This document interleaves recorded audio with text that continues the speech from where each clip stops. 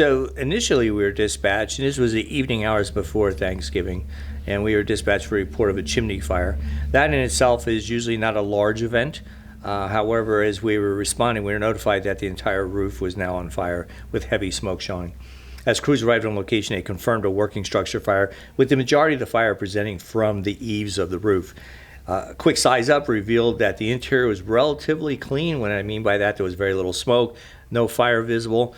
There was a fireplace in the corner, and one of the things that we noted is that the fire appeared to be up in the attic space with an advanced fire state, which means that it had spread throughout most of that attic space, probably without the occupants knowing. As we further investigated, we found that, again, it was meant to be a controlled fire conducted in an established fireplace. But the absence in this entire story, and what really brought everything to fruition, is that the house did not have a chimney.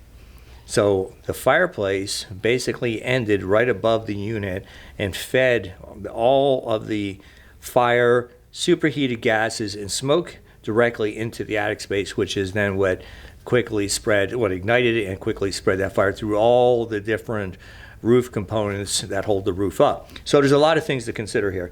Number one is make sure that before you use any fireplace, that it's been cleaned, properly inspected, and especially properly installed.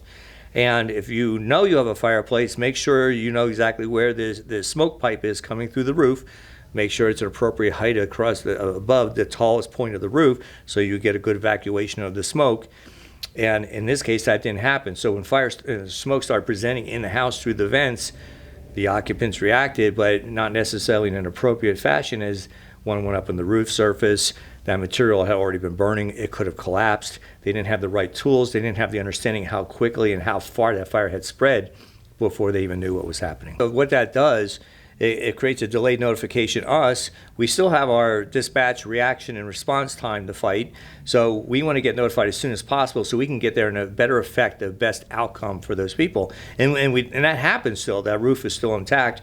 There were several holes right above the area of origin, but they were there as we arrived on location. When a fire is compartmentalized like that in an attic space, the simple discharge of an extinguisher from the outside of the house or even application of the garden hose on the outside roof surface won't have the desired impact, simply because the roof is designed to shed water or not allow other materials in. So the fire is free burning on the inside of the attic space, and the only way to get that is to expose it from the inside and pull the ceilings and extinguish the fire as you go along.